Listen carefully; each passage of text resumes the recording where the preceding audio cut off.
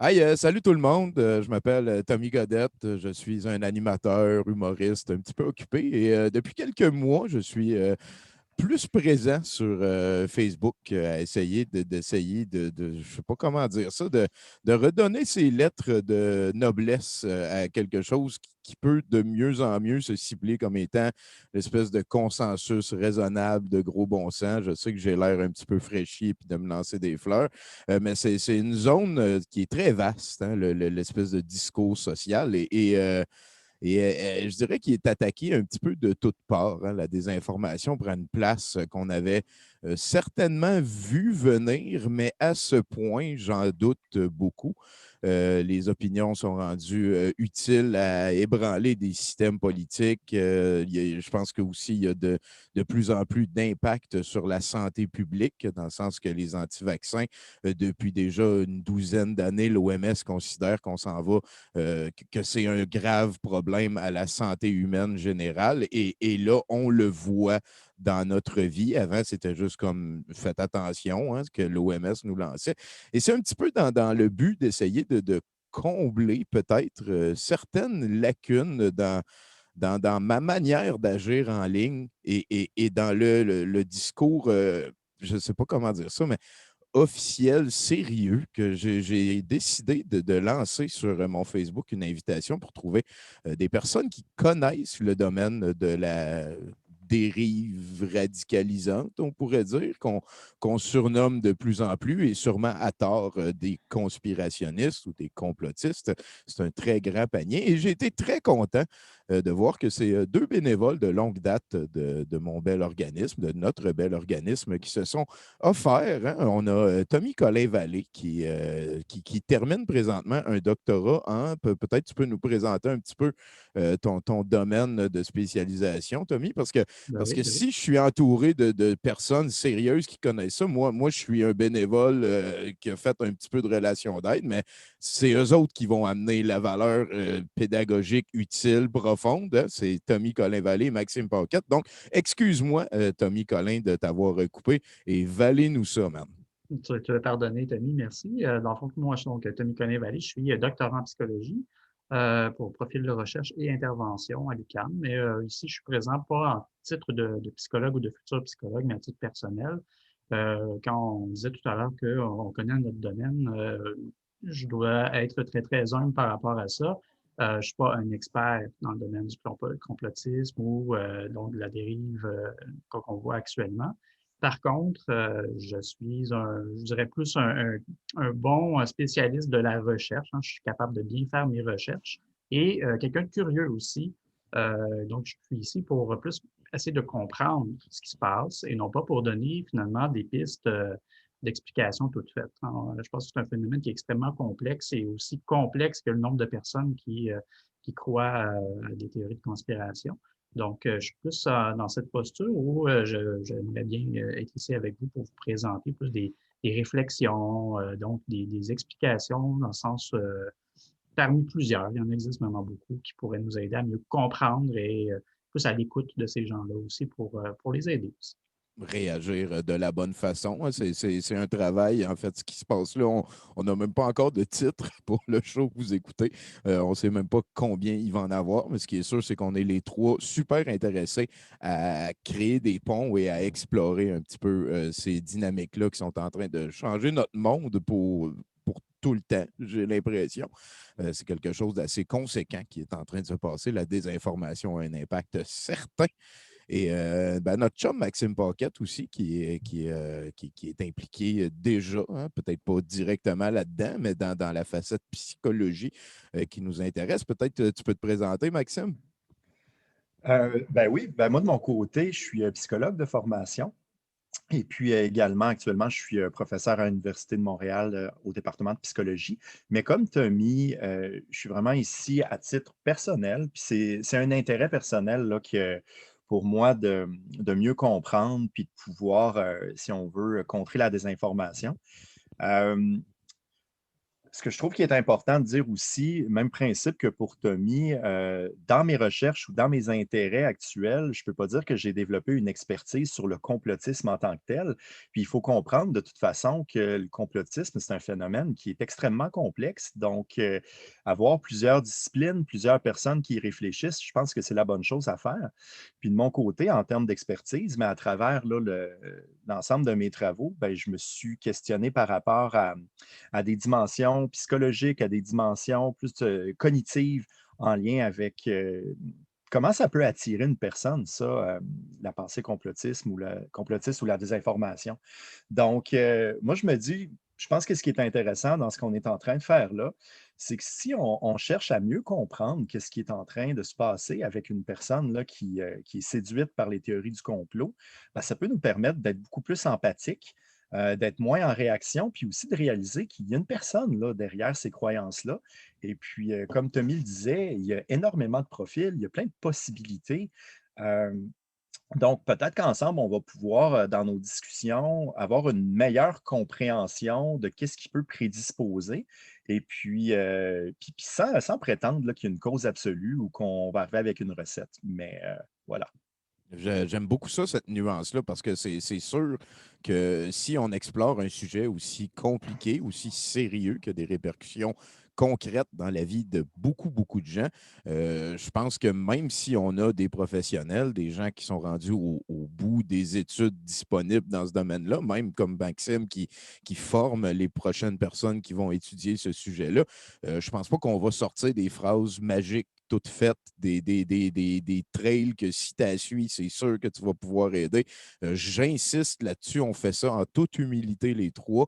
Je veux que les personnes aussi qui écoutent ça soient conscientes de cette humilité-là, que si des fois on débarque, que si des fois on va trop loin, je suis sûr et certain qu'on va être capable de s'excuser et de réévaluer. Moi, je mets surtout mes opinions en jeu et le reste, je n'ai pas le genre de formation que mes deux comparses ici ont, mais peut-être que Tommy, tu avais sorti, toi, un article là, pour commencer ce premier show-là. Hein. Il y a des mots comme billet de confirmation qu'on va explorer au fil de l'aventure, des mots comme billet cognitif, des mots comme Dunning-Kruger aussi, sûrement qu'on va y aller. Je ne sais pas trop par quoi qu'on va commencer. Tommy Colin-Vallée, amène-nous dans cette aventure. Oui, c'est pas facile, effectivement, de trouver un fil pour commencer cette discussion-là qui est, comme on disait tout à l'heure, extrêmement complexe tant qu'on touche à des phénomènes structurels qu'individuels. Je pense que pour la base, pour commencer un peu, pour mettre la table, ce que je vais vous présenter aujourd'hui, c'est donc une initiative qui a été faite par un commentateur et un communicateur américain qui est vraiment donc je vais juste de trouver son nom, Frank Luntz, c'est ça, Frank Luntz, qui est donc un communicateur américain qui est associé plus au mouvement républicain aux États-Unis, qui a été supporter de Trump, puis qui dernièrement lui-même avoue qu'il est un peu détaché de ce mouvement-là parce qu'il ne reconnaît plus vraiment les valeurs donc républicaines dans le mouvement. Et lui, ce constat-là, je veux dire, c'est après les élections. Là. Oui, c'est très Frank, là, récent c'est dans son... OK, son c'est bon. parcours. C'est très, très, très récent. Puis, lui, il est connu particulièrement pour faire des sondages et des focus groups auprès donc des monsieur et madame tout le monde aux États-Unis pour comprendre justement la pensée politique.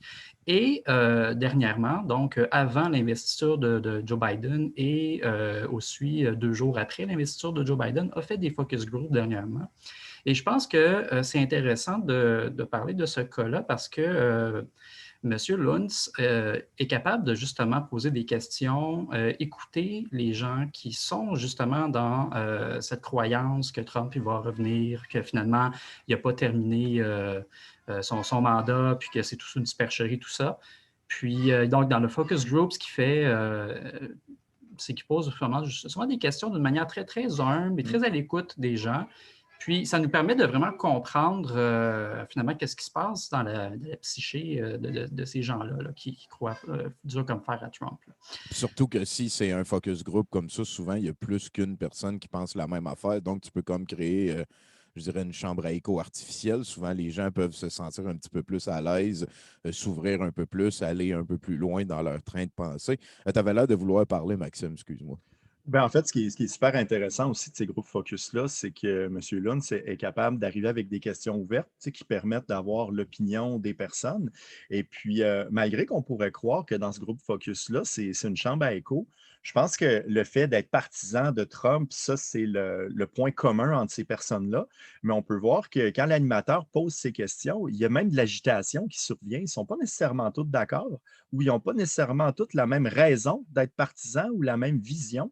Fait que ça, c'est un point tu sais, comment dire, qui va soutenir ce qu'on disait au début, Tommy et moi, comme quoi il y a tellement de possibilités, tellement de profils, mais comment on peut le comprendre? Fait que, Exactement. Puis donc, pour aller dans le vif du sujet, ce que M. Luntz a fait, donc, c'est essayer de comprendre un peu l'habitude de consommation des médias de ses supporters de Trump. Donc, il y avait un panel de 12 personnes qui venaient d'à peu près partout aux États-Unis.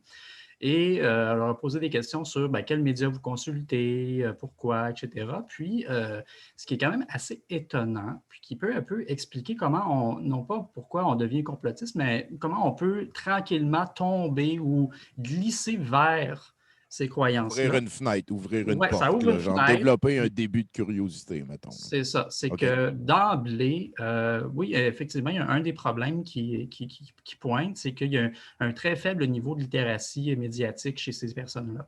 Donc, c'est des personnes qui vont consulter des médias. Par exemple, la majorité écoutait à peu près que Fox News avant de sombrer dans des théories du complot. Fox News a été la fenêtre dans ce cas-ci. Donc, je ne veux pas pointer du doigt non plus Fox News, mais je peux juste dire que c'est un cas de figure ici. En même Mais temps, là, moi, je l'apprends à cette époque-là, mais je veux dire, Fox News, ça fait plusieurs années qu'ils font le beurre oui, à juste comme mettre c'est le clair. Ben, il y a feu une à tout responsabilité le des débat médias. social, là. Je veux Oui, dire, il y a une responsabilité médiatique derrière ça, mais ce que ça les a amenés, finalement, ces gens-là, c'est que Fox News, on sait, ils font beaucoup de divertissement politique. exactement, c'est rendu du Et la nouvelle, spectacle. c'est du spectacle. Donc, c'est pas tout le temps des nouvelles, Fox News. Il y en a, mais c'est généralement du spectacle, du commentaire, Du de gros l'opinion. éditorial gras caché en arrière d'un vernis de vérité, là. C'est ça. Et pour les personnes qui vont écouter donc Fox News à peu près uniquement comme source d'information, mais ils vont avoir de la difficulté aussi de faire la distinction entre nouvelles et commentaires et opinions.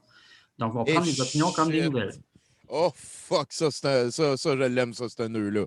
Ça, c'est une grosse affaire. Ça, c'est un gros problème, selon moi. Et Le fait que, mettons, juste si on se ramène à Stéphane Blais qui a dit qu'Alexis Cossette-Trudel, c'était le plus grand journaliste du 20e siècle, Alexis ne fait pas de journalisme. Il fait au mieux de l'éditorial. Il ne fait que rapporter des affaires qu'il a lues ailleurs et il mélange ça dans une poutine que le monde, qu'il y a une certaine frange de la population aime manger, mais ce n'est pas du journalisme, ce n'est pas une affaire de terrain.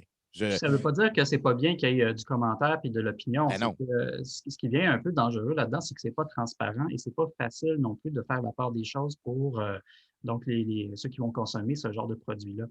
S'ils n'ont pas au préalable donc une formation pour détecter finalement qu'est-ce qu'une nouvelle, c'est quoi les caractéristiques d'une nouvelle par rapport à un commentateur, qu'est-ce qu'il fait comme travail. Ben, bref, attends un donc dans peu, une grande Maxime, c'est un il bon voulait point. parler, là. oui, vas-y. Oui, ben, c'est parce que c'est ça, c'est que peut-être, pour bien comprendre ce qu'on est en train de dire là, c'est de définir aussi c'est quoi ça veut dire littératie numérique. Puis là, je pense, pas numérique, excusez-moi, mais médiatique. Médiatique, oui. Donc, je pense pas que ici, tu sais, je cite pas une définition officielle, là, mais comment moi, je comprends le principe, c'est que pour avoir un bon niveau de littératie médiatique, il faut être capable de, comment dire, de parcourir puis de sélectionner plus qu'une source d'information. Tu sais, ça prend de la variété. Il y a aussi de l'esprit critique pour être capable de comprendre à quoi on est exposé. Puis ça, c'est exactement ce que vous êtes en train de mentionner là. Si le média n'est pas honnête en disant aujourd'hui, par exemple, vous êtes dans un show d'opinion, ça mérite d'être clair, mais ce n'est pas toujours dit en tant que tel. Mais quand tu es capable de voir, bon, ben, c'est quoi que je consomme actuellement? Est-ce que je consomme une émission médiatique qui est appuyée sur des faits?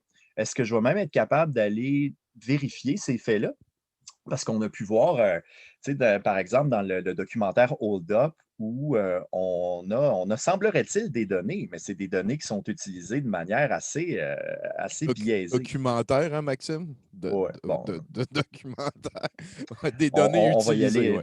on va y aller documentaire ou peu importe là, ce qu'on pourrait dire, mais ce que je m'enlignais avec ça, c'est que par rapport à ce qui peut prédisposer à la pensée complotiste, mais c'est intéressant ce que tu amènes, Tommy, ça prend un spark ou ça prend une exposition. C'est ça, c'est clair.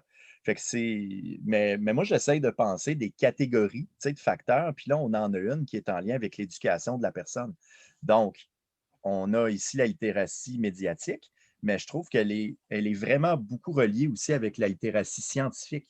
Parce que quand tu as un média qui te pousse une idée, es-tu capable d'aller vérifier si c'est des sources qui sont intéressantes ou non? Puis là, ben, je vais arrêter là-dessus, mais c'est parce qu'on a plusieurs catégories de facteurs qu'on va pouvoir explorer aussi ensemble. Les facteurs, par exemple, qui peuvent être neurologiques, des facteurs qui sont davantage psychologiques, mais il y a des facteurs psychosociaux aussi. Puis là, ben, cet aspect que tu mentionnes là, par exemple, être exposé à des médias un peu biaisés, ben, il y a un aspect psychosocial derrière ça aussi. C'est quoi ton Oui. exposition? Puis, As-tu des membres de ta famille qui t'en ont parlé? Ou, fait que, bref, je pense que ça va être intéressant au fur et à mesure de nos discussions, d'explorer ces catégories-là. Puis même, j'aimerais ça lancer ça comme ça. Si jamais il y a des gens qui nous suivent ou qui nous écoutent, ça va être une bonne idée dans les commentaires de peut-être nous dire hey, ça, c'est un sujet qui nous intéresserait d'aller plus loin, Bien parlez-en sûr, donc bien sûr, plus. Tu sais. bien Fait que, sûr, bien sûr. voilà. Puis je trouve ça très poli de ta part quand tu dis un peu biaisé de Fox News. Je trouve ça très, très poli. oui, Je pense que l'idée un peu, ben, tu sais, j'ai une déformation professionnelle aussi à rester, mettons, modéré sur ce genre de Ben oui, choses-là ben parce oui, que ben oui. j'ai pas tout écouté ce que Fox News dit, mais aussi c'est le principe. Comment on peut aussi s'appuyer sur la science pour dire ce qu'on a à dire. Puis Fox News, hey, j'ai arrêté d'écouter ça avant 2000. Là. Fait que, puis c'était peut-être pas mal moins pire dans le temps aussi. Là. Je voyais qu'il y avait des nouvelles au moins. Là. Mais là, Mhm. actuellement, oubliez ça. Là. J'en ai C'est aucune juste, idée. c'est juste des veines dans le front puis du monde qui crie.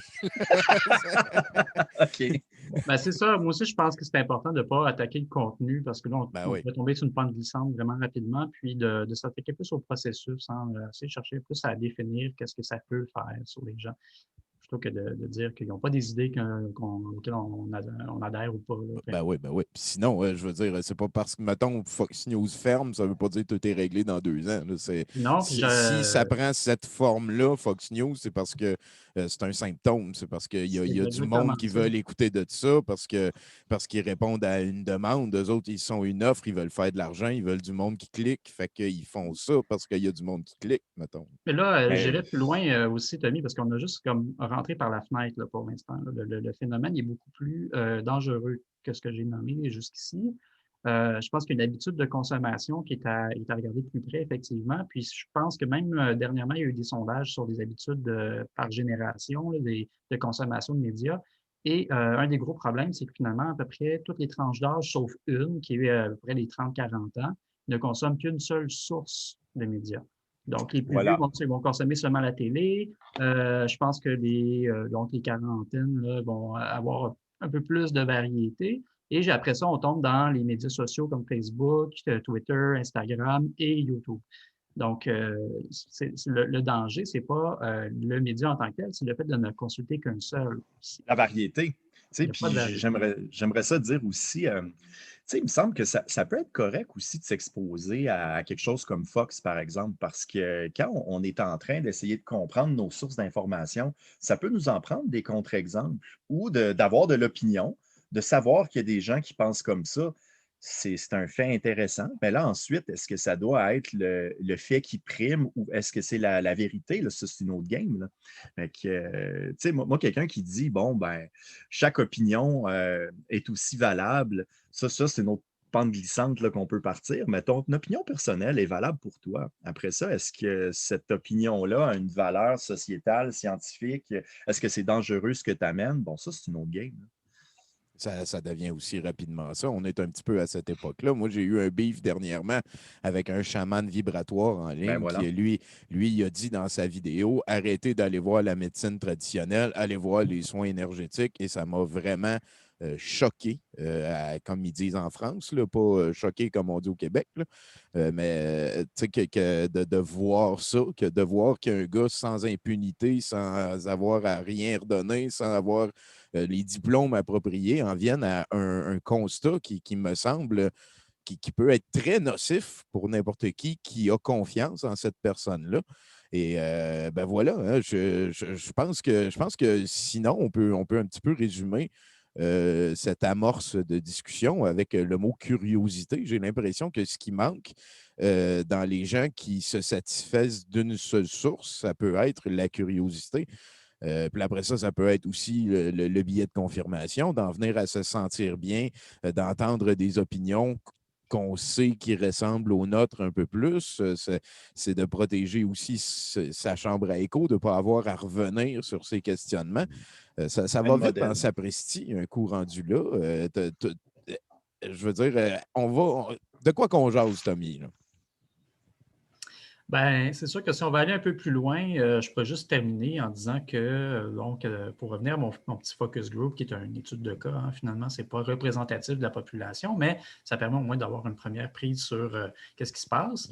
Puis, ce qui était assez intéressant en conclusion avec cette étude-là ou ce focus-là, c'est que la majorité ont délaissé Fox News pour s'en aller vers des médias plus à droite encore. Breitbart, des choses comme ça. Puis, donc, ils croient maintenant dur comme fer à leur réalité alternative. Et ce n'est pas très, très facile, sinon possible, de les sortir de là. Sur 12, il y avait un seul des participants qui en a fini par dire qu'il ne peut plus continuer à croire ces choses-là parce que ça allait à l'encontre de ses valeurs. Donc, si on se dit qu'une personne sur 12 est prête à finalement se remettre en question, ça pose beaucoup de questions sur notre capacité à aller rejoindre ces gens-là, puis la manière qu'il faut le faire aussi. Juste une précision, la 1 sur 12, c'est la seule personne qui ne croyait pas que le vote avait été truqué.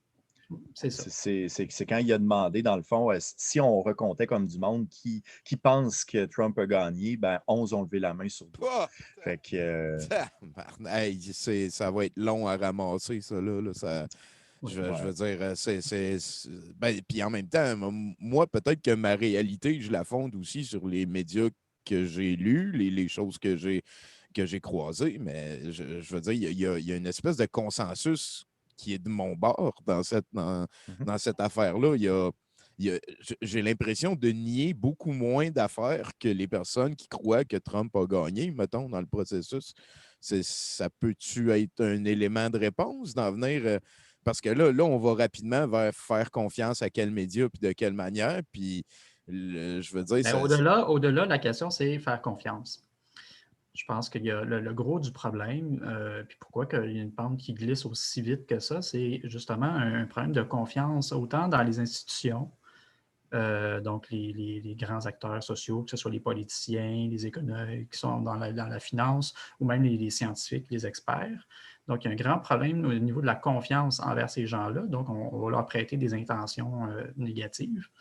Puis, ce problème de confiance-là, est-ce que la responsabilité justement de ces institutions-là qui n'ont pas fait assez d'efforts pour reacher la population, ou ça ne vient pas d'un autre problème de confiance plus à la base, qui est une espèce de crainte de perdre finalement des acquis, puis de se sentir que leur qualité de vie est de moins en moins bonne, puis ils n'arrivent pas à faire du sens autour de ça. Bref, il y a plusieurs questions qu'on peut se poser à ce niveau-là aussi. ouf, hein. On aura le temps d'y revenir, là.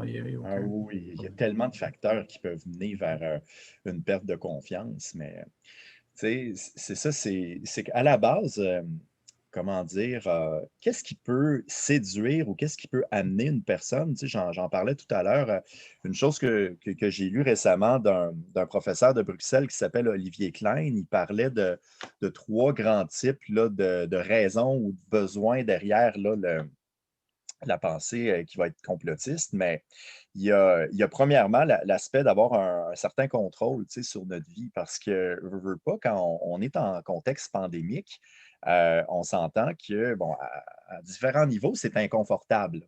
Puis il peut avoir de la détresse, de l'insatisfaction. Donc, puis une chose qui serait quand même commune dans la pensée humaine, c'est d'avoir un besoin de contrôler notre environnement, puis aussi de rejeter le hasard, si on veut. Donc, ça, ce que ça peut mener, c'est d'appliquer des solutions simples à des problèmes qui sont super complexes. Donc, l'idée derrière ça, c'est que probablement que dans des élections, il y en a eu des fraudes ou probablement que dans l'élection qui vient de passer, il y en a eu là, des bulletins là, un petit peu croches. Mais est-ce que carrément, tous les bulletins ont été croches? Est-ce qu'on doit appliquer, tu sais, une élection, là, il y a tellement de gestes, il y a tellement d'opinions en cause. On doit-tu avoir vraiment juste une chose qui va expliquer? Donc, tu sais, quand on ne comprend pas quelque chose, il faut arriver pour reprendre un peu de contrôle à mettre le doigt, tu sais, sur la raison, sur la solution. Ça, Puis ça, ben, ça puis vient aussi vers trouver un coupable. ça doit être encore plus vrai en temps de pandémie, ça, là, dans le sens que, je veux dire, il y a un contexte assez particulier qui crisse le feu facilement dans des anxiétés. On va reprendre le Là, contrôle. C'est Bill Gates, le boss de la fin. Voilà, on a une affaire de régler. C'est lui qu'on vise. C'est comme la petite partie qui flash du boss dans laquelle il faut tirer, puis qu'à un moment donné, il explose. Genre, là, tu sais, puis là, toi, tu dis qu'il y en a deux autres qui ouais, dit ben, Olivier. en fait, c'est ça, c'est que le premier que je suis en train d'expliquer, c'est plus en lien avec la compréhension. Tu sais, je veux avoir du contrôle sur ma compréhension. Fait que je vais arriver avec une solution qui est beaucoup trop simple par rapport à la complexité de la chose. Après ça, il y a tout l'aspect de vulnérabilité. Tu sais, quand tu es en pandémie, tu veux te sentir mieux par rapport à cette vulnérabilité-là. Donc, si tu trouves la raison, si on veut, ou tu sais, comment dire, d'être capable d'aller t'affilier avec des gens qui pensent comme toi, ça en est un troisième, tu sais, c'est le besoin de filiation. Donc, comment dire, c'est un cocktail, si on veut, de motivation, que quand tu les mets ensemble, tu peux quand même avoir une personne qui va être séduite par une drôle de pensée, là. Puis quand je parlais, par exemple, de solutions simples, en tout cas, non, je me trompe par rapport à ce que je voulais dire là. Désolé. Tu me Non, couperas ça, Tommy. mais moi, je trouve ça hot parce que c'est des mots quand même vagues, mais puissants. Tu sais, de compréhension, ça veut dire quoi? Dans le sens que si à un moment donné, tu dis, bon, ben, c'est Bill Gates, le boss de la fin, puis là, toi, tu es Mhm. comme rafraîchi, rassuré dans ta compréhension, mais c'est C'est pas ça. la vérité, c'est pas quelque chose qui explique des affaires, c'est juste toi qui t'es fait du bien à toi-même en décidant d'assumer ça, puis en transformant ça en fait véridique. Là, après ça, c'est comme super impossible de venir euh, essayer de contredire quelqu'un ou d'amener des faits à quelqu'un par rapport à cette décision-là qu'elle a prise parce que c'est pas juste de comme dire non, parce que c'est pas lui le boss de la fin. C'est pas ça que tu es en train de dire. Tu es en train de dire à la personne non, tes anxiétés vont revenir, il faut qu'on trouve une autre solution. Fait que tu sais, c'est Mhm. pas comme de juste comme changer d'une switch que tu mets d'un autre bord. C'est reviens en arrière, refais face à toutes tes anxiétés. Et là, on va au travers de ça trouver une autre manière ou même, tu sais, juste laisse-les aller, tes anxiétés, dans le sens que, comme tu dis, hein, c'est une réponse beaucoup plus compliquée que simple. Il faut que tu apprennes à vivre avec le fait que tu n'auras pas de réponse à ce questionnement extrêmement compliqué-là. Puis ça peut faire peur en sapristi, ça peut être un moteur à Ben là, nier c'est sûr. tous les faits que tu te fais garrocher d'en face, puis c'est là que tu décides, bon, mais c'est Breitbart qui a raison jusqu'au bout, puis Trump a gagné dans le fond, il y a un mois, puis Q va venir sauver plein d'enfants pédosatanisés, puis blablabla. Tu sais, je veux dire, comment je pourrais dire ça? Il y a pas. C'est impossible à mettre en boîte, ce mot-là, compréhension. Tu peux pas. Chacun va comprendre autrement, puis peut-être différemment demain aussi. Tu sais, c'est vraiment compliqué, ça. Là. Puis après ça, la filiation, je veux dire, on le voit beaucoup. Là. Moi, plusieurs personnes tracent un parallèle entre la pensée conspirationniste et les sectes. Et moi, je suis de ceux-là, dans le sens que il y a une hiérarchie évidente, dans le sens que si tu deviens plus liké, plus partagé, plus de views, tu montes. Puis là, idéalement, à un moment donné, tu peux vivre de ça. Tu peux devenir comme un gourou qui se fait payer par son Patreon pour envoyer, pour traduire en français la marque de Breitbart ou d'autres sites de même. Mais la marque, l'information, je m'excuse, on va essayer de rester le plus neutre possible, mais allez pas sur Breitbart, ça c'est ma suggestion à moi. Sinon, ben, pour voir c'est quoi que l'autre équipe est en train de digérer. Ben, l'autre équipe. Calice. Assez compliqué. Ouais, Hein? je vais te mettre un carton jaune ici, Tony. Ouais, ben merci, merci. Ben, Si juste faire du pouce là-dessus d'un côté plus positif, je parlais des catégories de facteurs. Ben, un des facteurs qui est psychosociaux, c'est la possibilité d'être capable de te rassembler avec des personnes qui pensent comme toi. Parce que si tu remontes, là, je ne sais pas moi, au siècle dernier, je vais dire ça comme ça, dans les années 80, 90, avant l'avènement de l'Internet, si tu étais une personne qui avait des idées un peu plus alternatives, mettons, on pourrait parler de paranoïa, des traits qui sont plus paranoïdes ou que, comment dire, on peut penser à ceux qui souffrent de schizophrénie puis qui ont des idées un peu bizarres. Ben, c'était quand même pas évident de te retrouver avec des personnes qui pensaient comme toi, d'aller dans le fond d'un bar miteux, je sais pas, tu fais une réunion de je sais pas quoi, mais c'était pas évident de juste trouver des gens qui pensent comme toi. Fait que là, ben, Officiel. avec Officiel. l'Internet, là, c'est une possibilité qui n'était pas là avant, que maintenant, être capable d'avoir des gens que non seulement ils pensent comme toi, mais ils vont valoriser ce que tu penses. Tu sais, si tu t'es toujours senti un peu outcast dans ta manière de penser, ben voilà un beau facteur là, pour galvaniser ça. Là. Officiel. Fait Puis que, même, j'irais une étape plus loin, Maxime, là-dessus. Moi, je te dirais que de la manière qu'on a vu les réseaux sociaux se développer, je pense que non seulement ça permet, mais ça encourage l'espèce d'interaction avec du monde qui pense comme toi. Que si tu vas liker, mettons, des articles de Breitbart, si tu partages une affaire de Before It's News, mais tu vas avoir dans ton feed du monde qui pense comme toi assez oui, rapidement. Tu sais, les c'est réseaux fait comme sociaux ça. sont bâtis comme ça pour te garder dedans, pour te garder actif, pour te garder motivé à répondre, te garder curieux et tout. Et c'est justement en te présentant du contenu que t'aimes qui va réussir à faire ça. Facebook ou le reste, ça devient rapidement un outil à créer un clivage. Hein. On l'a vu dans beaucoup de documentaires dernièrement. Je pense que c'est encore plus vrai aussi depuis les 2016, depuis le Brexit, depuis le Cambridge Analytica aussi. Ça, on pourrait faire 8 émissions là-dessus. On en fera juste 7. Oui, c'est ça. Juste 7, c'est le chiffre Pour chanceux. choisir à Hein. un moment donné, c'est C'est ça. bataille. 7 émissions là-dessus. 1 plus 7, ça fait 8. Et 8, c'est le chiffre de l'infini. Voilà. Et là, là, là, là. Et si vous voulez, je peux partager mon écran. On va mettre un petit clip en anglais, le clip que tu nous as sorti sur Twitter de Frank, duquel on Oui, parlait au puis début. pour mettre en contexte, hein, c'est un peu celui qui fait suite à celui que je parlais tout à l'heure. Donc, après l'investiture, ce qu'a essayé de faire Frank Luntz, encore une fois, c'est de parler à des gens qui croient à la fois à Trump et a invité aussi 50% de démocrates dans son focus Oh, group.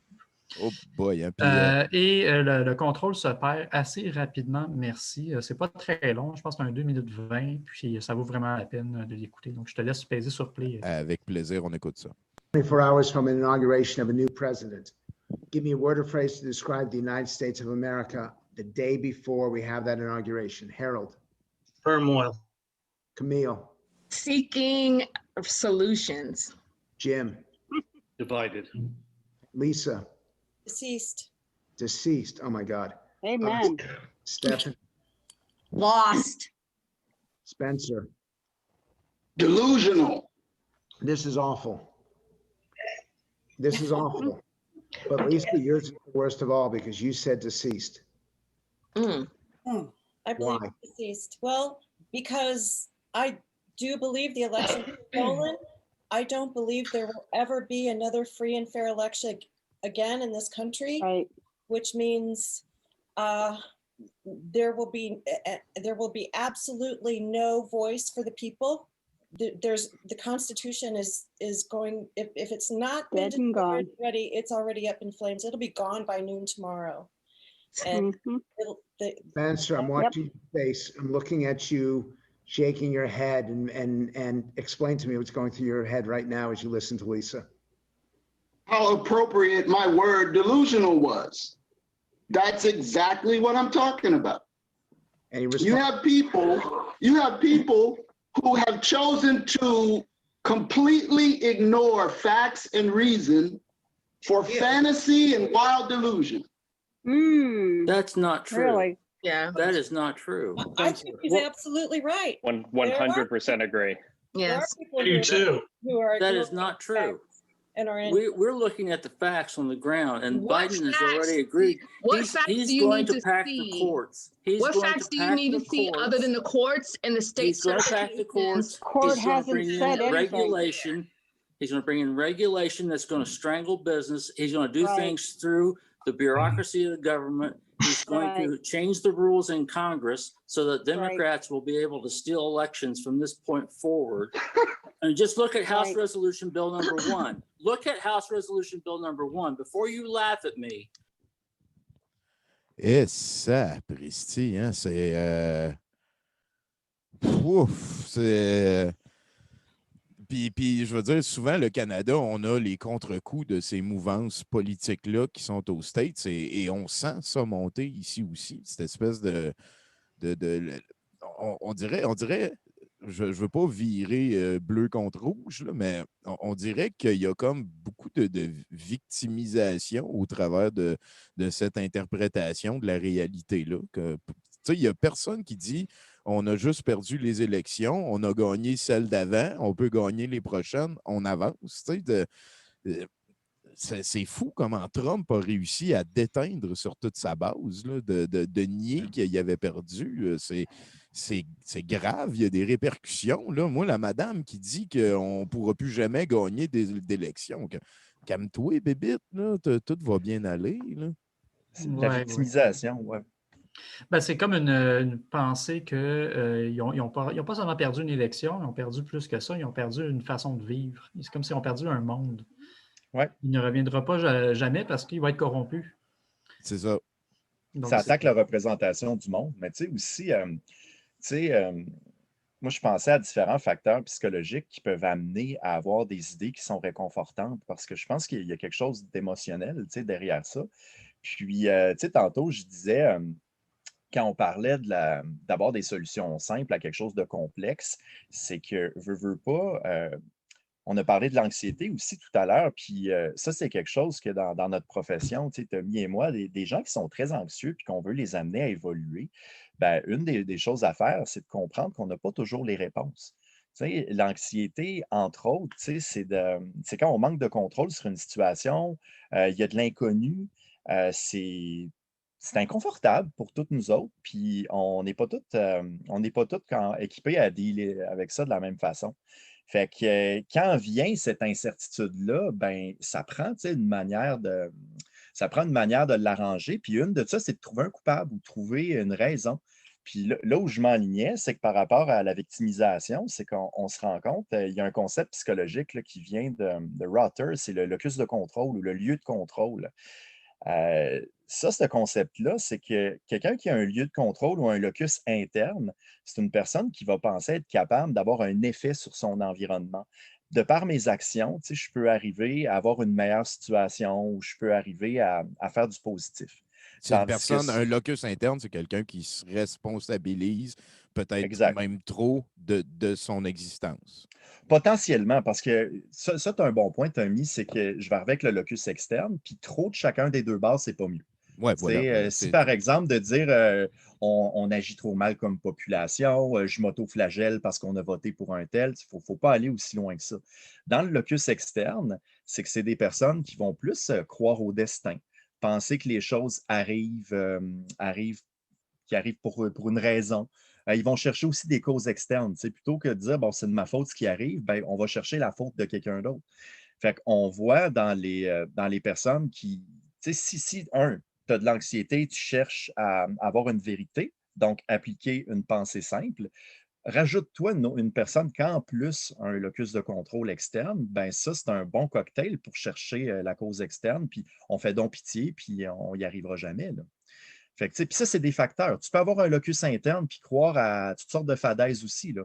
Fait que je veux revenir à une des premières choses que j'ai dit, c'est qu'avec tout ce qu'on va discuter ensemble, c'est que souvent, si on pile plusieurs de ces facteurs-là, on augmente la possibilité que la personne puisse aller vers le type de pensée complotiste, mais on n'a jamais une assurance. On ne peut pas être sûr. Officiel. Puis je rajouterais même qu'on peut bien piler les facteurs, mais chacun des facteurs, je veux dire, chaque facteur entre eux interagissent et la somme est plus grande Mais finalement, le produit est plus grand que juste additionner l'un puis Officiel. l'autre. Là. Ouais. Ah ouais. Ça complexifie encore La plus. somme des parties est plus grande que C'est chaque ça. partie prise. Ouais. Puis moi, je le dis souvent, hein, je veux dire, j'avais probablement tout ce qu'il faut pour tomber dans des dérives conspirationnistes vraiment hardcore. Dans les débuts d'Internet, je mordais là-dedans à fond. David Icke, j'ai vu tout ce qu'il a dit. Tu sais, Nassim Haramein, je l'ai suivi all the way. Il y a plein de penseurs, gourous, conspirationnistes. Nassim Haramein, il est pas mal moins dangereux que bien d'autres, là, mais tu sais, j'ai mordu là-dedans, là, puis je veux dire, vous me connaissez, je me suis bâti mon monde à moi, dans le sens que j'ai créé mes médias au travers desquels je partage mon opinion à mon monde. J'ai mon musée de l'absurde où tout le monde est le bienvenu, mais c'est vraiment comme mon monde à moi. Tu sais, j'ai l'impression que j'avais tout ce qu'il faut pour croquer là-dedans, puis d'embarquer all the way, là, tu sais.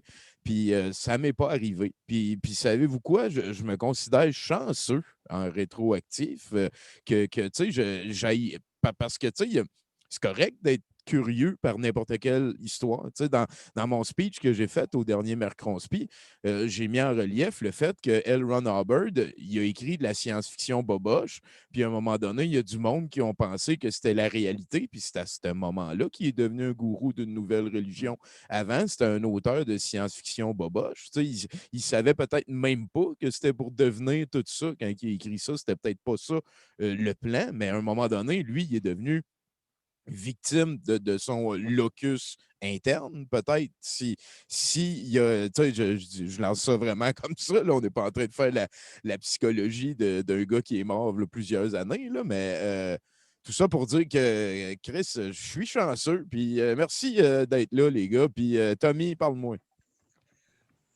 Il y a Ben, des facteurs de protection, en tout cas. Ouais, il y a des facteurs de vas-y. protection, on pourrait rentrer là-dedans. Mais ça dans peut être un Maxime qui me proche. parle aussi, là. Chicanez-vous pas, là. Puis, Moi, j'aime ça, je les pense deux. qu'il y a aussi des motivations qui peuvent être différentes entre le fait de partir une conspiration, on peut partir un mouvement, une secte, peu importe, et la suivre. On ne peut pas tout mettre le monde au même plan. Tout le monde ne participe pas au même degré dans ces affaires-là. Il y a des gens qui sont très retranchés dans les marges, même de la marginalité, où ils font juste suivre, sont d'accord, mais de loin, puis ils ne participent pas tant que ça. Et il y a des gens qui sont extrêmement impliqués dans le mouvement, puis eux, ils ont mis beaucoup d'énergie, ont mis beaucoup de ressources dans ces mouvements-là, ils ont tout à perdre aussi. Donc, c'est vraiment différent là, selon Ils sont motivés par les le capacités de message. participation là-dedans aussi. Ça peut être l'intention aussi, parce qu'il peut y avoir des gourous malsains qui savent qu'ils spinent de la boîte pour faire du catch sur leur Patreon. Puis il peut y avoir du monde qui croit dur comme fer que le cancer peut se guérir avec de la vibration, mais qui sont nocifs malgré leurs bonnes intentions. Il y a toutes sortes de sauces. Ça, c'est même un sujet qu'on va pouvoir aborder, les motivations. Puis, juste avec ce que Tommy disait, tous les aspects, mettons, de déprogrammation ou de revenir en arrière, pourquoi c'est aussi difficile? Ben, ça, c'est un autre sujet. Là. Fait que, mais toi, dans ce que tu parles, tu sais, puis comme je te connais un peu, c'est certain que probablement ton éducation ou ta littératie, ton sens critique a dû t'aider. Probablement des gens autour de toi aussi, tu sais, qui t'aident là, à être curieux, justement. Puis avoir différentes sources d'informations. Puis bref, la balance se fait là. Puis c'est pour ça qu'on disait que c'est tellement complexe. Puis à chaque personne, sa possibilité de tomber dedans ou non. Puis j'irais même rajouter, à travers une vie, tu peux être séduit à un moment, puis revenir en arrière, puis penser à autre chose. Fait que bref, il y a la temporalité aussi qui est importante. Tu peux être dans une phase de ta vie où tu es très vulnérable, puis tu as plus besoin de rechercher du sens aussi. Puis dans une phase de ta vie que ça va vraiment bien, où finalement tu es occupé, tu n'as pas le temps de penser à ça, puis ça va te protéger aussi. C'est une nuance très, très, très, très importante. Puis même, je rajouterais qu'il n'y a personne qui est immunisé à ce genre de dérive à un moment donné. Il n'y a personne qui habite de manière permanente le consensus. Je veux dire, tout est une éternelle discussion. Je pense que la réalité humaine, c'est quelque chose qui se partage, qui évolue constamment. Et des fois, on est comme en retard sur les nouveaux faits, fait que peut-être qu'on quitte un peu le consensus de ce fait-là. La temporalité est très importante. Il ne faut jamais aussi penser que c'est un état définitif qui n'évolue pas. sauf pour les flat earthers. Non. Ah, mais là. C'est une autre chose, Tommy. Mais je pense qu'il y a une question de flexibilité cognitive là-dedans aussi. Hein, il y a des gens qui vont être plus capables ou ils vont avoir plus de résilience face à des changements, justement, dans leur manière de penser. Puis sont capables de relativiser aussi les choses plus facilement que d'autres qui vont être beaucoup plus rigides là, dans leurs idées ou changer, ça les met vraiment plus mal à l'aise. Mais là Tommy, là, tu dis ça, mais là, dans la vidéo de Frank Luntz, là, ils sont 11 sur 12 à ne pas avoir voulu changer d'opinion par rapport à ce qu'on considère tout le monde de raisonnable. Oui, mais là, on est face quand même à ici, c'est un problème de statistique aussi. Hein. Donc, il a sélectionné des gens qui étaient comme déjà dans ces croyances-là. Et qui avaient envie aussi d'en parler. Ça peut être. Oui, donc c'est la marginalité. Là.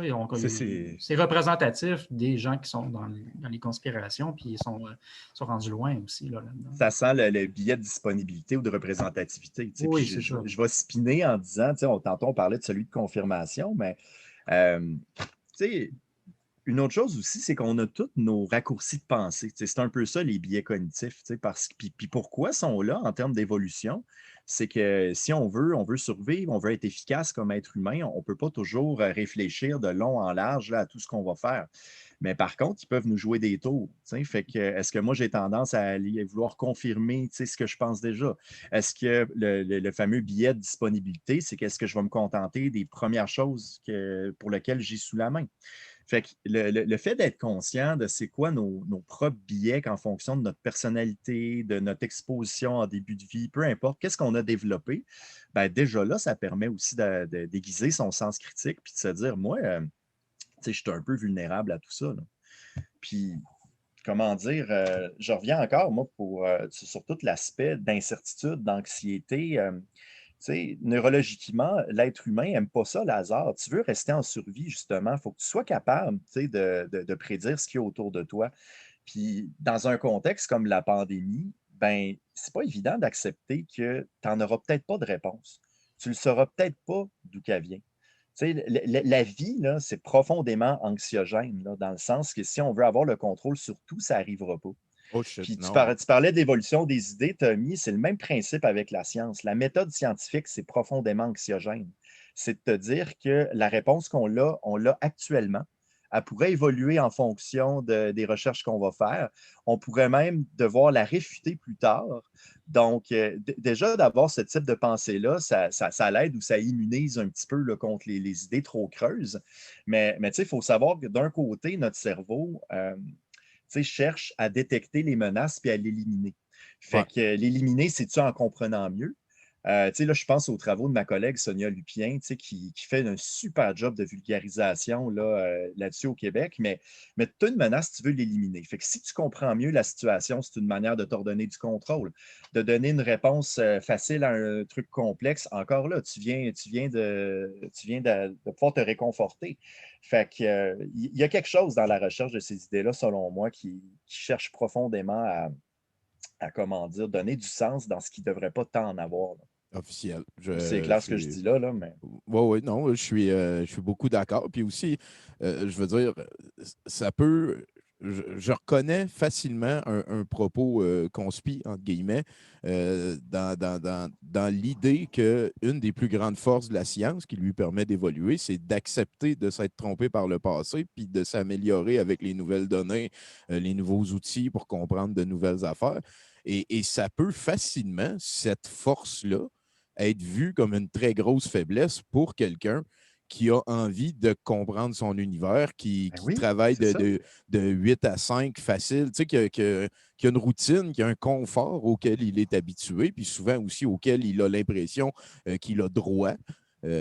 Ça peut facilement être spiné. C'est d'autant plus difficile après ça à faire comprendre non seulement si on reste dans le concept de littératie scientifique, de faire comprendre que c'est une force, ce n'est pas une faiblesse, et de faire comprendre que ce n'est pas parce que le cancer se guérissait de cette manière-là, là 30 ans, que ça ne se guérira pas autrement dans le futur. Tu sais, que, voilà, je trouve ça quand même... encore une fois, ça hint vers la curiosité et l'humilité. Hein. Là, on peut peut-être rajouter l'humilité que des fois, tu sais, je veux dire, si moi, pour jaser en ligne avec beaucoup de personnes de plus en plus, je veux dire, de toutes sortes de degrés de radicalisation, c'est avec l'humilité que j'ai le plus de succès. C'est, tu sais, mettons, toi, c'est quoi ta job? Puis là, il dit, ah, moi, je suis un électricien. Puis là, je dis, ben, moi, j'ai regardé 15 minutes de clips sur YouTube sur comment être électricien. Puis ils m'ont dit ça, ça, ça. Tu sais, dans le sens que si cette personne-là a des acquis, puis a des compétences, puis qu'il a fait des études, puis qu'il a travaillé longtemps, puis qu'il a de l'expérience, d'essayer de lui faire comprendre que lui, qui a lu quelques articles de science, puis qu'il a lu qui écoutait Alexis, puis que là, il dit qu'il n'y a pas de vrai virus, puis que c'est pas mortel, ben regarde, peut-être qu'il y a des affaires que toi, tu ne comprends pas de la même manière que moi qui ai regardé une couple de clips YouTube sur l'électricien. Ben, moi, je ne pourrais pas aller faire ta job à ta place, mettons. Voilà, c'est l'humilité, moi, me semble, c'est ce qui manque le plus à ce genre de discours de l'autre côté. Hein. Puis, veut pas, si le but de tout ça, c'est de ne plus avoir peur, d'éliminer des menaces, de comprendre qu'on survit, ben, je comprends pourquoi ces personnes-là pensent comme ça, parce qu'ils veulent se débarrasser d'un dossier puis continuer à penser à d'autres affaires. L'humilité, Tommy, c'est bien quand tu es dans la position basse, là, que tu n'es pas un expert dans une question. C'est important d'avoir cette position-là, mais c'est aussi important de l'avoir quand tu es quelqu'un qui, justement, a des connaissances. Surtout quand tu as des connaissances, parce que aussi tes connaissances sont limitées. Tu ne sauras jamais tout d'un champ de la science donnée, puis même si tu essayais, finalement, ça serait une entreprise à peu près impossible. Il y a trop d'informations actuellement. Donc, d'être capable d'être tous les sujets aussi. Là, c'est d'être capable d'être à l'écoute de la personne, puis aussi d'être capable d'y expliquer dans des mots qu'elle va comprendre. Qu'est-ce que toi, t'en sais? Puis toujours avec cette idée que ce que j'en sais, c'est temporaire aussi. Là. Il y a un consensus. Oui, mais c'est quoi un consensus? C'est que tout le monde arrive à peu près à la même réponse. Est-ce qu'il peut y avoir des nouvelles informations qui arrivent par la suite puis qui vont changer ma façon de penser, puis ça va révolutionner la science? Oui, ça va arriver peut-être. C'est une position qui est exigeante parce que ça me demande, moi, comme personne qui veut apprendre puis qui veut connaître plus, de toujours pas chercher à confirmer mes biais, là, comme on parlait tantôt. Au contraire, il faut que j'essaie de les réfuter. Il faut que je trouve d'informations qui vont aller me contredire. Ce n'est pas quelque chose qui se fait naturellement. Là. Il faut vraiment faire un effort pour y arriver à faire ça. Puis c'est inconfortable aussi. Officiel, oui. Ça peut être anxiogène, ça peut... oui, officiel. Moi, j'ai l'impression que ça, c'est quelque chose de très personnel, ce que je vais dire là, mais c'est que quand tu veux contribuer comment dire, pas à t'élever comme humain, mais à évoluer comme personne humaine, puis à... Comment dire, ce que je veux dire dans le fond, là, c'est que le jour que tu acceptes que tu n'auras pas nécessairement beaucoup de réponses dans la vie, qu'il y a plein de trucs qui vont être incertains, mouvants, en évolution, puis que les vérités, le noir-blanc, là, elles ne s'appliquent vraiment pas toujours, je pense que c'est une des portes pour te débarrasser, pas te débarrasser, mais mieux vivre avec cette anxiété-là qui est chez tout le monde, là, qu'on veut, dans le fond, comme tu dis, Tommy, on veut avoir la paix, on veut être capable de régler un dossier. C'est bien plus facile, effectivement, d'avoir une vérité que d'avoir un « mais je ne le sais pas, tu verras ». Fait que d'aller un peu contre ce que notre instinct nous demande, c'est pas évident, là. Fait que tant qu'on ne l'a pas fait, ce cheminement-là, moi, je me mets à la place d'une personne qui va aller choisir une vérité parce que ça la réconforte. On a vu ça depuis que le monde est monde, là. Que ce soit des différentes pensées religieuses, d'autres pensées qui sont issues de la science. Moi, je veux une vérité, puis après ça, ce qui me fait peur, ça va être de côté.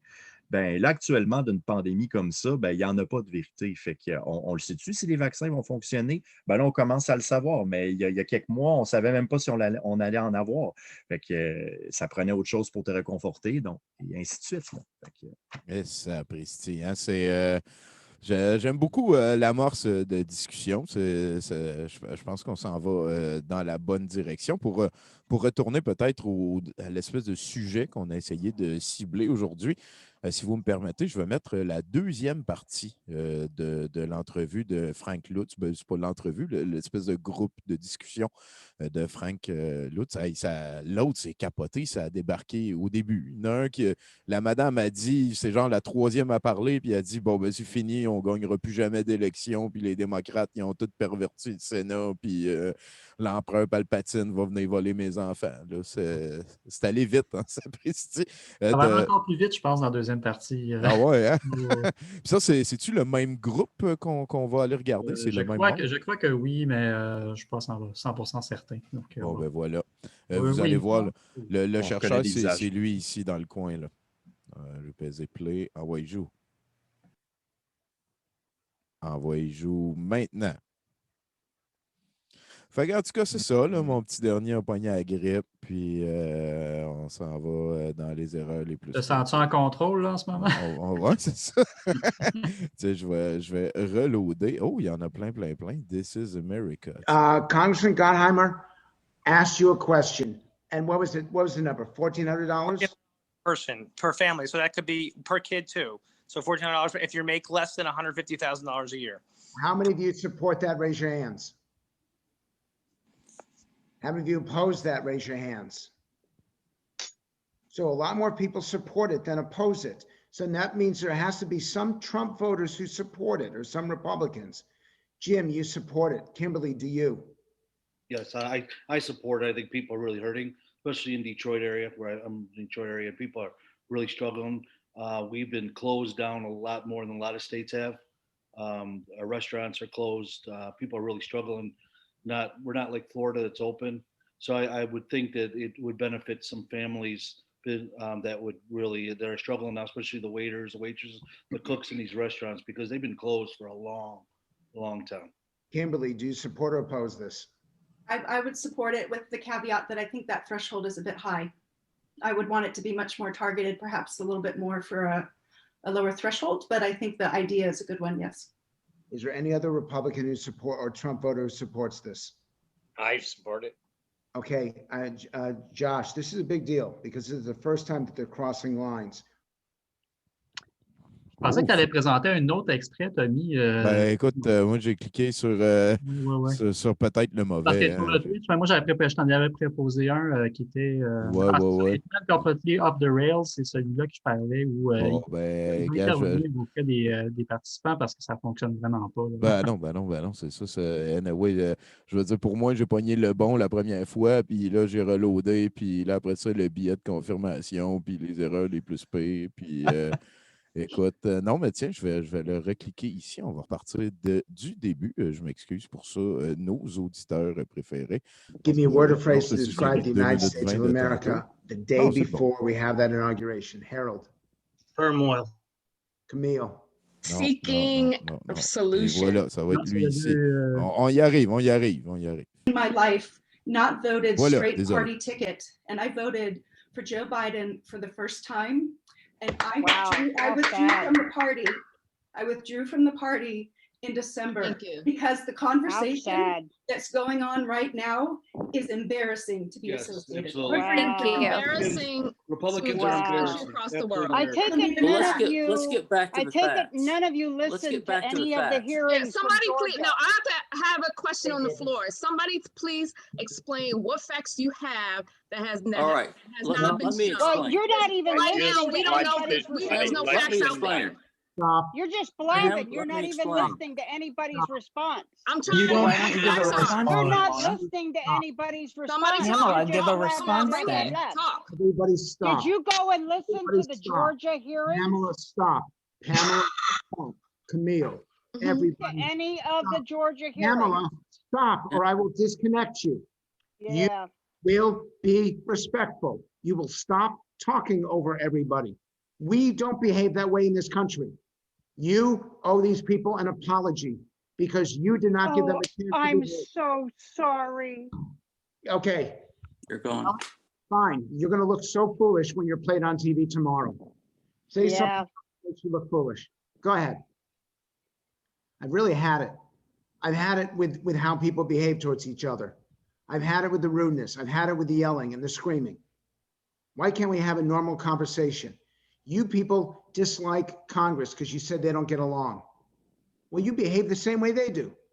You do exactly what they do. Ouf. Ouf. Hein? Des fois, c'est ça qu'il faut faire en tant qu'animateur. Il faut chicaner des adultes. Je dirais que suite à ça, Luntz, il a pas mal eu son... il a eu par-dessus la tête, puis je pense que ça l'a ébranlé comme situation. Puis je ne sais pas s'il va continuer à en faire encore, là, mais il dit que là, il ne comprend pas pourquoi les gens ne se parlent plus, ne sont plus capables d'avoir des conversations en ce moment.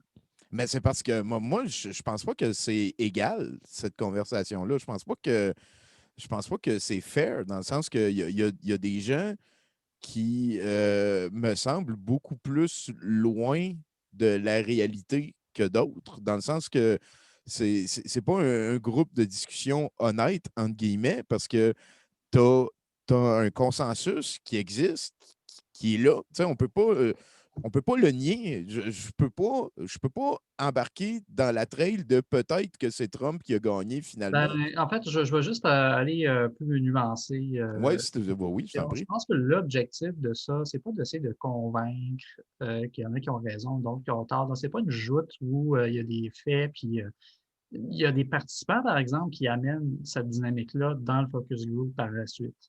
Qui va dire c'est quoi tes faits, puis Puis ça, je pense que ça pervertit l'idée d'origine. Qui était plus de se faire un sondage, finalement. Qui croit telle affaire? Qui y croit pas? Et de demander à chacun pourquoi tu y crois. Puis, donc, ça se limitait à ça, le travail. C'est juste de connaître la perspective de la personne. Puis, ça déborde vite là, parce que c'est tranché. Puis, c'est sûr. Mais ce que tu dis là, Tommy, c'est très cognitif, dans le sens que si ces personnes-là avaient décidé, on va donner notre opinion, puis ça va juste être notre opinion, c'est correct, on prend chacun notre tour, ce ne serait pas passé comme ça. Mais veux pas, quand tu adhères à certaines théories du complot, moi, j'ai l'impression qu'il y a vraiment une trame qui est affective derrière ça. Comme on disait tout à l'heure, il y a un besoin que tu as été comblé par rapport à tes idées que tu as été adoptées. Puis là, ce qu'on est en train de voir, c'est comme deux groupes qui ont été mis ensemble. Puis moi, je vois ça un peu comme la fosse au lion, ou peu importe, là, ou un combat de coq. C'est que chacun des groupes, leur vision du monde menace l'autre groupe. Fait que plutôt que d'être dans une perspective cognitive, d'aller établir des faits ou plutôt de proposer une position, ben là, carrément, ils tombent dans le fait de qui j'ai raison, c'est toi, t'as tort, puis là, c'est l'affectif qui ressort. Puis c'était comme, on le voit ça quand on regarde, par exemple, Denis Lévesque, où il fait exprès de mettre en entrevue deux personnes super polarisées. Ça va en arriver au coup ou au sentiment un moment donné. Là. Quand on arrive au bout de nos arguments, ben, c'est attaque ad hominem puis point Godwin. Là. Fait que quand on s'en va dans l'affectif, puis c'est pas mauvais l'affectivité, mais quand on est dans une division comme ça, je pense que là, on l'a vu sortir dans le groupe Focus. Là. Ben oui. La prétention scientifique aussi de cet exercice-là s'en va quand même assez rapidement. Je veux dire, ça reste une espèce de spectacle, ça reste peut-être de quoi qui peut faire réfléchir des gens, ça reste un exercice qui démontre, à mon sens, de très concrète façon à quel point il y a un fossé entre deux manières de penser, entre deux réalités. Mais je pense pas que c'est quelque chose qui, à la rigueur même, est à reproduire parce que les radicalisés qui se ramassent entre eux autres à ostiner du monde en disant « amène-moi des faits alternatifs », je pense pas qu'au sortir de ça, ils vont avoir eu l'impression d'être plus, d'aller plus vers le centre. Si le consensus, c'est un peu le centre, voilà, s'ostiner avec un radical, souvent, peu importe les arguments que tu sors ou le reste, tu es en train d'y donner du bois à brûler dans son foyer, puis il va rester chez eux radicalement parlant. C'est pas la méthode à promulguer non plus. C'est pas par des faits que tu peux convaincre quelqu'un de changer de position. Au contraire. Hey, c'est fort, ça, là. Ça, peux-tu me le répéter en français, s'il te plaît? Oui, non, c'est pas par des faits. Donc, c'est pas en apprenant des faits que la personne qui est justement dans qui croit à ces théories-là, qui va pas voir la lumière. Là. Ça ne marche pas comme ça. Au contraire, on en a parlé un peu, mais je pense qu'il va falloir qu'on y revienne éventuellement. Là. Tout à fait. C'est ça ça veut dire, c'est que la personne face à des faits qui contredisent sa croyance, va se retrancher encore plus fort dans sa croyance. Donc, c'est contre-productif d'avoir une approche très rationnelle, basée sur des faits avec des gens comme ça. Ça fait partie de la solution, mais comme Tommy vient de dire, ça, on pourrait faire un show là-dessus, c'est l'aspect de la dissonance cognitive, l'effet backfire, c'est des concepts qu'on pourrait explorer ensemble pour comprendre ce qui se passe. Puis, en contrepartie, il y a aussi une marche à suivre. Tu sais, quand tu veux être capable d'ouvrir le dialogue, ben justement, on embarque dans l'acceptation, dans l'affectivité. On peut y aller avec des faits, mais pas trop raide. Tu sais, fait qu'il faut vraiment mettre un climat pour établir la discussion. Puis là, on avait tout sauf ce climat-là dans le groupe Focus. Tu sais, c'était pas un climat sécuritaire. Comme, tu sais, si moi, je te dis... justement, je vais accepter tes opinions à condition que je puisse donner les miennes aussi, puis que tu places vraiment tout le terrain, bien là, peut-être que tu peux aller commencer à ébranler, mais dès que tu te mets en porte-à-faux comme ça ou en opposition, comme Tommy dit, c'est bien le contraire qui va se passer. Tu galvanises tes troupes, là. Tu t'en vas davantage cristalliser tes idées. C'était très triste, en fait, le dernier clip qu'on a regardé de... comme je disais tantôt, moi, j'ai l'impression que les États-Unis, c'est un petit peu comme la bassine dans laquelle les mouvements politiques sont testés. Puis au Canada, on a souvent des relents de ça. Puis je veux dire, moi, je me suis ramassé à avoir une discussion en public avec un conspi, un leader conspi, là, et j'ai essayé en privé avant. Tu sais, je lui ai posé la question toute simple, est-ce que tu partages ces idées à tes fans en prétendant que ce sont des faits? Et il m'a bloqué et il me traite de troll ensuite. Tu sais, c'est très difficile dans ce cas-là d'avoir une discussion, d'avoir de. Tu sais, je veux dire, moi mettons là, que le cancer peut se guérir pour vrai en flattant un bol puis en ayant des vibrations. Je serais super content. J'aimerais ça, là, que ce soit ça. Mais c'est pas ça pour l'instant. C'est pas ce qui est en train de se passer. Je pense que. Comment je pourrais dire ça? Moi ce que j'ai trouvé ça très dommage parce que ça m'a démontré à quel point son propos était faible. Parce que si tu n'es pas capable de le remettre en question, tu n'es pas capable de l'offrir au questionnement des gens qui ont légitimement le droit de se demander, parce que lui, il dit qu'on devrait tout coter pour s'acheter des bols, tout le monde, puis arrêter de coter pour des chimiothérapies, puis d'autres affaires on the side. Mais je veux dire, peut-être que c'est vrai, mais si tu ne veux pas en parler à personne, en quoi tu es en train de travailler pour le bien de qui que ce soit, sinon tes convictions à toi, tu sais, c'est... Ben oui. Je sais. Puis là, on s'est ramassé à se parler en public parce que c'est la manière qu'il a choisi. Et quand il m'a répondu, son vidéo, je ne sais pas si vous l'avez vu, mais il a la face toute boursouflée, puis il s'est mis de la musique en hertz à côté. Oh! Puis je trouve ça triste. Tu sais, j'aurais aimé mieux qu'on puisse s'en parler. Je ne voulais pas le faire pleurer. Je ne veux pas tout scraper sa démarche à terre. Je veux rajouter de l'humilité. Puis ça a pris 2, 3 questions, puis son monde s'est effondré. C'est vraiment navrant, là, tu sais. Puis je veux dire, j'ai reconnu un petit peu ça là, dans les personnes qu'on a vues. Lisa du Missouri, qui nous dit, bon, ben c'est fini, hein, on ne pourra plus jamais gagner d'élection. Les démocrates nous l'ont volé, puis Trump avait gagné, puis tout. Mais peut-être tu te trompes, madame. Le monde n'est pas juste. Le monde est injuste. Locus c'est externe.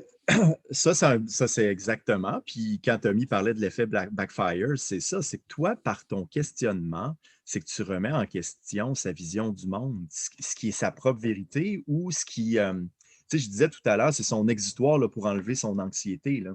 Fait que si tu es en train de dire que ça, c'est de la merde, ben tu viens justement de lui remettre le nez à quelque part sur ben, tu n'as peut-être pas raison, mon ami. Fait que ça, ben ça.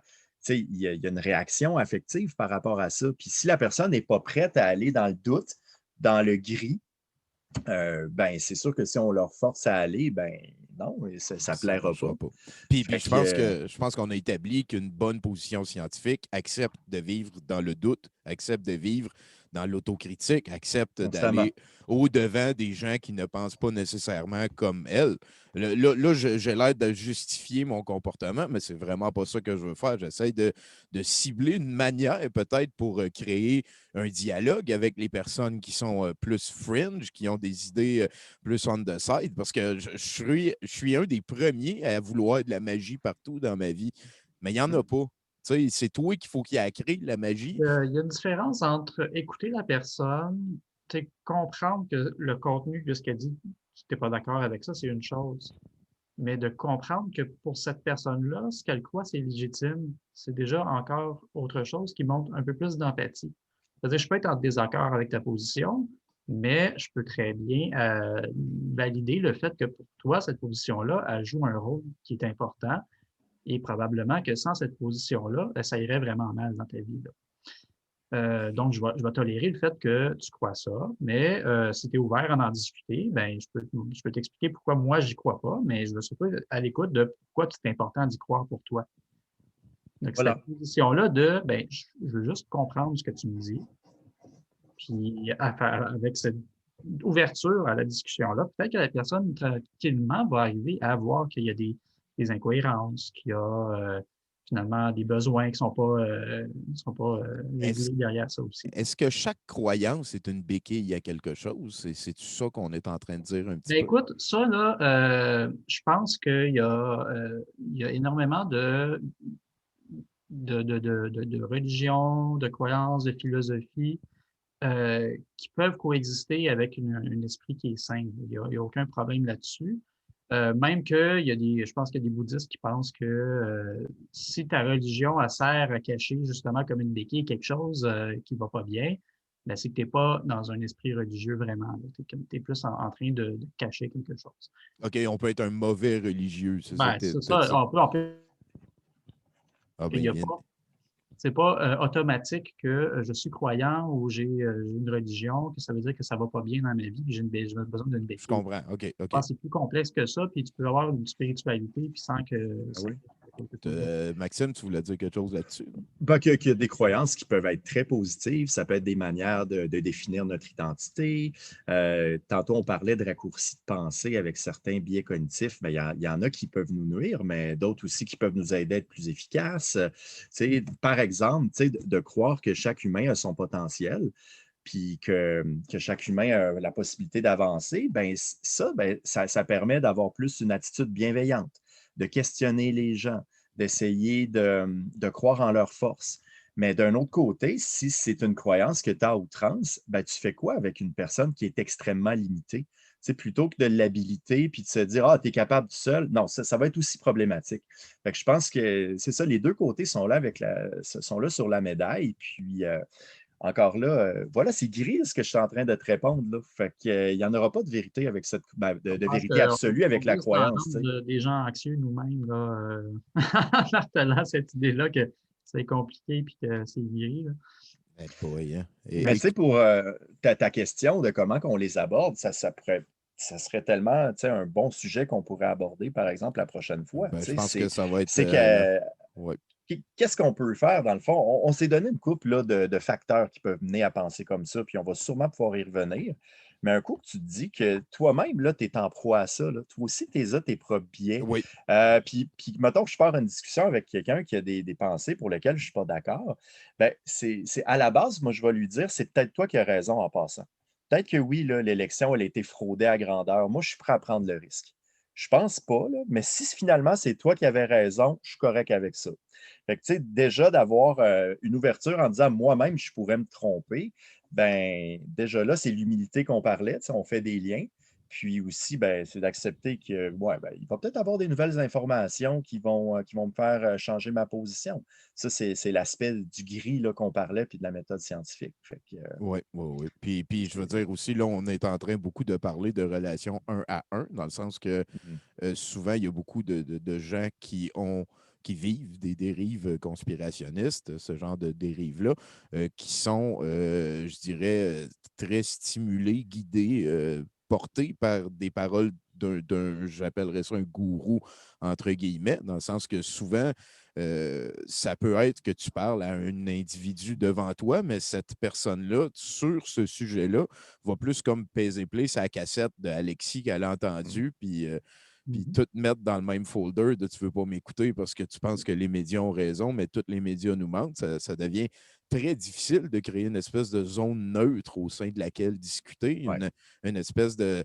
Tu sais, je veux être empathique avec cette personne-là, mais si elle est en train de me dire que tous les dirigeants, tous les banquiers, tous les médias, c'est tous des menteurs malsains, ben, tu sais, je commencerais par essayer de lui faire admettre que peut-être que tu te trompes juste à ce niveau-là, que c'est pas, ça peut pas être, tu peux pas comme prêter toutes ces mauvaises intentions-là à des millions de personnes, puis que ton propos sorte blindé, immunisé encore. Tu sais, encore là, ton niveau de discours reste sur le contenu et ça, c'est très, très, très difficile à faire. Effectivement. C'est sûr que j'irai par en arrière.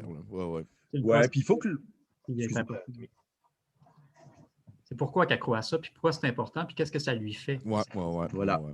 Puis il faut qu'elle soit motivée aussi à ouvrir le dialogue avec toi. Il y a ça, on parlait tantôt des motivations des gourous, que ça peut être soit qu'ils croient vraiment en leur shit, comme tu dis, Tommy, ou bien sinon, c'est qu'ils sont motivés à faire quelque chose de malveillant ou peu importe. Là, ils veulent de l'attention, name it, peu importe. Mais juste la personne... moyenne, là, le conspi moyen, là, toi, tu vas avoir un dialogue avec lui pour mieux comprendre, il faut que lui aussi, ça lui tente d'avoir un dialogue. Si ça ne tente pas, puis il a plus envie de se conforter affectivement avec ces idées-là, c'est correct. Il n'est peut-être pas prêt aussi là, à discuter. Oui, ça reste un autre aspect. Moi, je suis allé interviewer, ça fait 1 an et quelques mois, un flat earther, et ça a été très long avant que j'en trouve un, que ça y tente de parler. Et quand je suis arrivé là-bas, moi, quand j'interviewe quelqu'un, j'essaie beaucoup de stimuler la sincérité. C'est pour ça que j'aime ça interviewer quelqu'un, être dans la même pièce, pas autant dans un endroit contrôlé, mais qu'on partage la même ambiance. L'alcool aide aussi beaucoup souvent à stimuler cette espèce de zone d'intimité-là, rapide, semi-artificielle, qui mène vers la sincérité. Et je suis très content parce que j'ai l'impression qu'il était sincère, le flat earther que j'ai interviewé. Et au final, je ne sais pas ce que j'ai appris. J'ai l'impression que c'est une entrevue qui dit plus que ce qui est dit dedans. Mais le constat que moi, j'ai pour l'instant de ça, c'est que puis peut-être on pourrait arriver tranquillement pas vite vers la fin de cette émission-ci, qui était un petit peu tout azimut. C'est notre première, c'est un hostie de gros burger.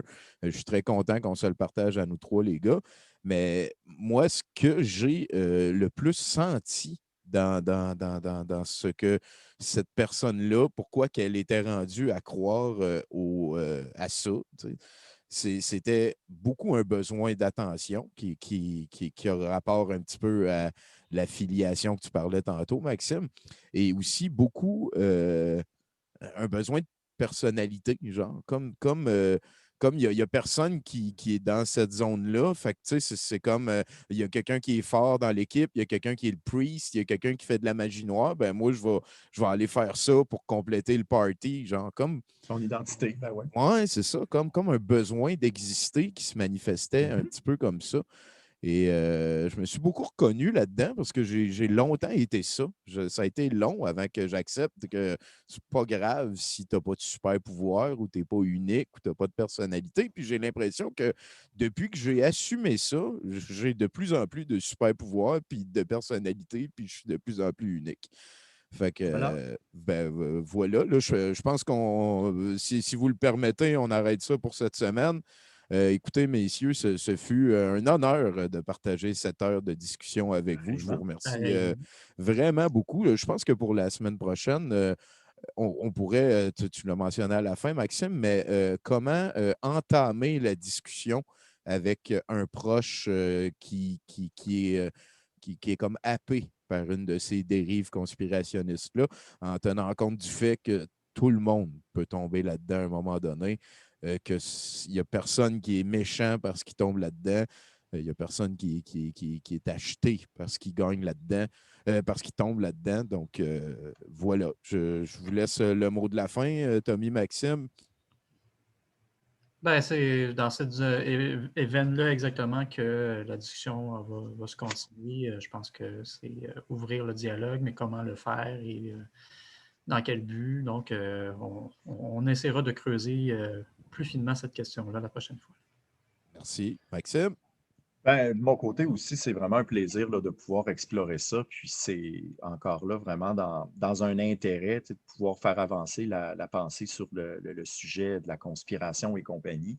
Puis moi, je suis quelqu'un qui est quand même très pragmatique. Fait que ce qu'on se disait aujourd'hui, c'est d'être capable d'un peu mieux comprendre la pensée, d'où ça part. Ben moi, il faut toujours que ce soit associé avec un ça sert à quoi.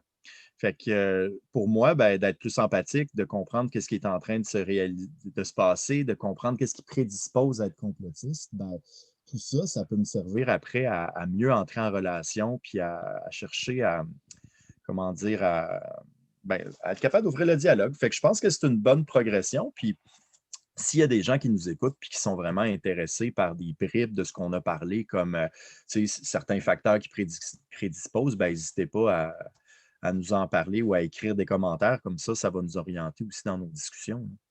Officiel, merci beaucoup. Puis peut-être qu'on peut parler de CONCEID, hein? C'est quelque chose auquel tu participes, je pense, Maxime, ou du moins, je pense que ça serait intéressant d'en parler là, à ce moment-ci. Ben, actuellement, on pourra peut-être mettre ça dans les commentaires, mais CONCEID, c'est un organisme là, qui a vu le jour il y a quelques mois. Puis l'idée derrière ça, c'est vraiment d'offrir des ressources pour des personnes qui vivent des expériences là, en lien avec le complotisme, puis qui veulent soit en savoir plus ou, par exemple, ça ne va pas bien avec une personne dans mon entourage, qu'est-ce que je peux faire? Fait que CONCEID ne prétend pas avoir les meilleures solutions, les solutions toutes faites, mais c'est vraiment l'idée, c'est d'accueillir les témoignages ou les besoins de certaines personnes, de partager de l'information qui a un certain sens sur le plan scientifique, c'est-à-dire que les différents articles, les vidéos sont vérifiés pour qu'il y ait des sources qui sont acceptables. Puis finalement, dans CONCEID, le but, c'est vraiment pas de donner des conseils ou, on ne connaît pas la vie entière de la personne, on ne connaît pas tout son contexte. Tout ce qu'on a, c'est sa demande ou son interrogation ou son besoin. Donc, les bénévoles de CONCEID, ce qu'ils cherchent à faire, c'est de proposer des informations en fonction de ce que la personne demande et puis de référer à des professionnels ou des experts là, en toute humilité. Que ce soit InfoSect, des groupes qui militent contre la radicalisation, de l'aide médicale, de l'aide psychologique. Fait que plutôt que de jouer au petit Joe connaissant, là, les personnes dans CONCEID sont plus là comme oreille puis comme courroie de transmission par la suite là, pour que les gens puissent aller chercher leur aide. Là. Et voilà, c'est sur Facebook aussi. Hein. Il y a beaucoup de gens qui sont sur Facebook ces temps-ci. Si vous avez une question de l'anxiété qui se développe comme ça, c'est autant pour un proche qui pourrait avoir envie d'avoir des trucs pour approcher quelqu'un qui est dans une dérive ou même quelqu'un qui se sent un petit peu comme happé par ce genre de dérive-là. Gênez-vous pas, CONS'_AIDE. Ben, merci beaucoup, messieurs. Je vous souhaite une excellente semaine, puis on verra quand est-ce qu'on se reparle, mais je suis très content du travail amorcé aujourd'hui. Puis bonne chance à Frank Luntz pour ses prochains groupes de discussion. Merci, messieurs. Merci à toi, Tommy.